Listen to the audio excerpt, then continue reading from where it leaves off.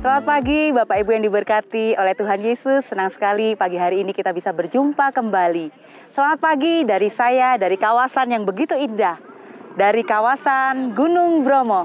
Sungguh ajaib, hasil karya ciptaan Tuhan. Pemandangan yang sungguh indah. Puji Tuhan. Renungan pagi ini gak jauh-jauh dari apa yang bisa kita lihat dan kita nikmati dari Gunung Bromo. Selain pemandangan gunungnya yang begitu indah, juga padang pasir yang begitu luas, ada satu lagi saudara. Apa yang bisa kita lihat dan kita nikmati di Gunung Bromo ini? Ada yang tahu? Nggak lain adalah ini yang di samping saya, kuda. Kita bisa menikmati naik kuda di sekitar Gunung Bromo. Renungan pagi ini saya kasih judul, Jangan Berlaku Seperti Kuda. Ternyata ada loh ayatnya dalam Alkitab. Kita baca yuk sama-sama dalam Mazmur 32 ayat yang ke-9.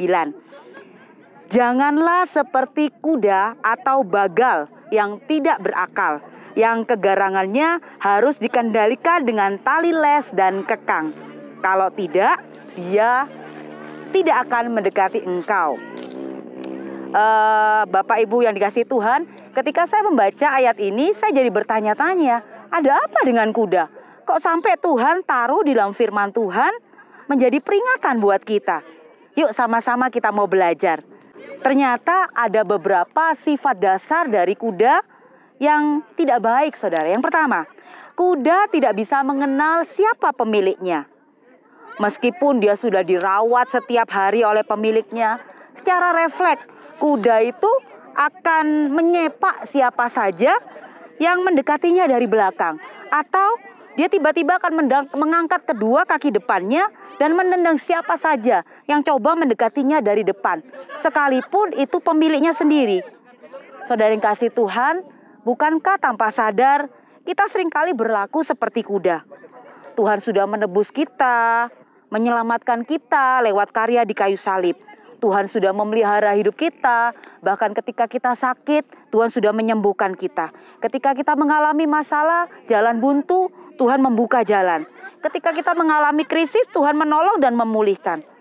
Tapi saudara, meskipun Tuhan sudah berbuat sedemikian rupa, kita tetap saja kurang bersyukur. Sering ngomel, bersungut-sungut, marah pada Tuhan ketika masalah atau sakit penyakit datang dalam hidup kita. Kita tidak memiliki pengenalan yang benar akan Tuhan, Sang Pemilik kehidupan kita. Sesungguhnya saudara, kalau sampai hari ini kita boleh dalam keadaan baik, keadaan sehat, kita bisa menghirup udara segar, kita boleh ada sebagaimana kita ada, sungguh saudara, itu bukan karena kuat, bukan karena gagah kita, tapi semata-mata hanya oleh karena anugerah Tuhan Yesus saja.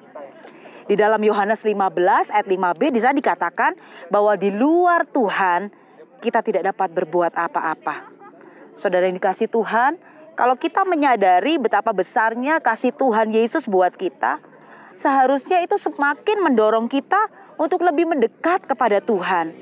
Seharusnya itu semakin membangkitkan kerinduan kita untuk kenal pribadinya lebih dalam lagi. Saudara yang kasih Tuhan, tanpa sadar, selama ini kita selalu menuntut Tuhan. Kita selalu minta Tuhan untuk mencukupi, untuk memenuhi apa yang kita ingini. Yang kita minta hanya berkat, mujizat, pertolongan saja. Kadangkala kita nggak peduli, kita nggak mau tahu apa sih sebenarnya yang Tuhan inginkan, apa sih sebenarnya yang Tuhan suka dari kita. Hal-hal apa sih sebenarnya yang bisa menyenangkan hati Tuhan. Kita seringkali lupa. Kita tidak mau tahu dan kita tidak peduli hal itu. Kita baca di dalam Hosea pasal 6 ayat yang ke-6. Sebab aku menyukai kasih setia dan bukan korban sembelihan, dan menyukai pengenalan akan Allah lebih daripada korban bakaran. Ini saudara yang sebenarnya Tuhan mau, Tuhan inginkan, Tuhan sukai dari kita. Bahwa Dia ingin kita sebagai anak-anaknya kita lebih mengenal pribadi Tuhan Yesus lebih dalam lagi. Sifat dasar kuda yang kedua, kuda memiliki kecenderungan untuk kabur atau lari menjauh. Ini menunjukkan bahwa betapa susahnya untuk menjinakkan kuda. Meski telah dirawat dengan baik, Begitu ada kesempatan atau celah sedikit saja, kuda berusaha lari. Kuda berusaha kabur dari tuannya. Itu sebabnya pemazmur menyebut kuda sebagai binatang yang tidak berakal. Kadang tanpa kita sadari, saudara, sifat ini juga masih ada kita temui dalam hidup anak-anak Tuhan. Seringkali karena terbentur masalah, karena mengalami pergumulan yang berat, kita gampang sekali untuk memberontak pada Tuhan.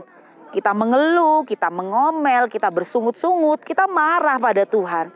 Bahkan seringkali tanpa disadari, bukannya kita semakin mendekatkan diri kita kepada Tuhan, tapi kita malah semakin menjauh, kita malah semakin meninggalkan Tuhan karena kita merasa kecewa kepada Tuhan. Kita pun menjadi orang Kristen yang bebal, saudara. Nasihat dan teguran-teguran dari firman Tuhan kita abaikan. Saudara dikasih Tuhan, dalam situasi seperti ini, bagaikan kuda yang sulit dikendalikan dan ingin lari, ingin kabur, Tuhan tahu persis, saudara, bagaimana cara untuk mengendalikan kita dan mengajar kita. Ada yang tahu? Kita lihat kuda ini. Seperti kuda. Supaya dia bisa dikendalikan, dia menggunakan tali les dan kekang. Itu yang diperlakukan pada kuda. Kadangkala, saudara, Tuhan izinkan hal-hal yang buruk terjadi dalam hidup kita. Yang mungkin terjadi secara daging, itu membuat kita sakit.